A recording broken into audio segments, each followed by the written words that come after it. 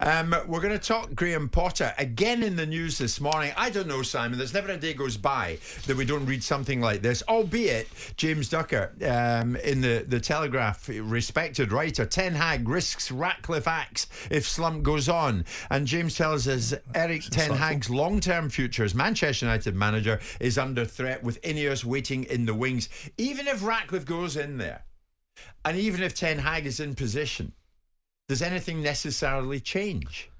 I think conversations will follow if this continues. Obviously, that's stating the bleeding obvious. If you've got this consistent roller coaster ride of, you know, taking people to positions where you think there's a slump being arrested, and then you go and stink the place out again, and you've constantly got this inference that players aren't playing the way you should expect them to play for a manager. I mean, you're asking somebody that thinks that Ten Hag isn't the answer. So I'm going to alight upon the fact that he's going to be gone. Now, I don't necessarily think it's Jim Ratcliffe's intellectual capital that's going to bring it to the fore. He may well just be a confirmation of the thinking that actually we're not going in the right direction. But to put Graham Potter in the conversation is stretching it a little bit. Well, is it? And what if it is? Why? Well, it should be. His name is in the mix. Or maybe he's got a busy agent. Well, could be. But you would be busy if you were Potter's agent. You could be nobody's agent. I know that. No, I couldn't. But I mean, no, I couldn't. Potter wants his name to be indexed with Manchester United. Of course he does. Well, of course he does. But what we're doing is deciphering the relevance and coherency of such thinking. You couldn't cope with Chelsea. You think he can cope with Man United? You think he can cope with that problem, that beast, that tiger by a tail? Okay, it's a slightly neutered, knackered tiger right now, but notwithstanding it is still a beast of a football club. And the step up from Brighton to Chelsea was too much for him. It was the wrong decision. And yes, you can point towards the ownership model being all new and all the problems that Bowley brings and his idiotic comments about no versus self game and all that claptrap.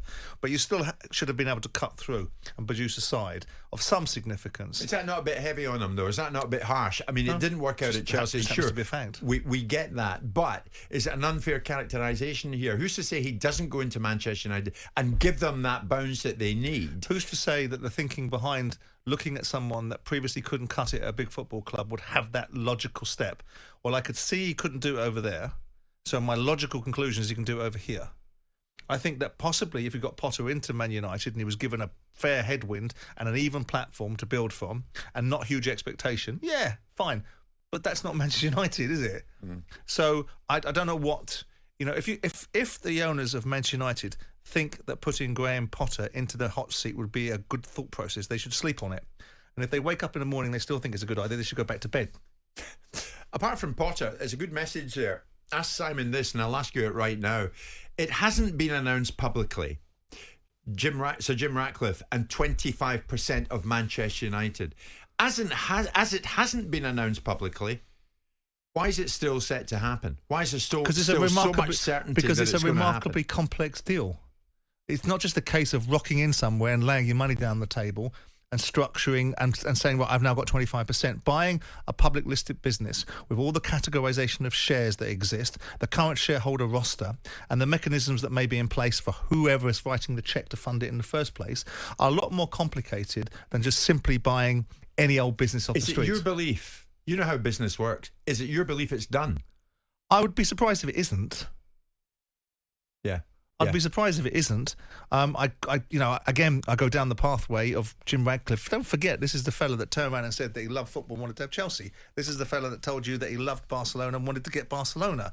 So when we hear this lovely philanthropic notion that he's going to ride in on his right steed with the Ineos curse on his shoulder, which is that atypically most of the businesses that he touched in sport are nowhere near as reflective of the credit that he's got in the bank for being a brilliant businessman. Yeah.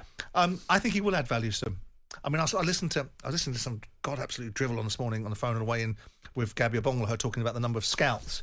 I mean, the first thing that Jim Ratcliffe will walk in and say, how many scouts we've got? I mean, Gabby's probably only just progressed from the scouts. Well, you don't get drivel in this show. Jim White and Simon Jordan. Monday to Friday mornings from 10 on AM, on DAB, via the talkSPORT app and on your smart speaker. talkSPORT.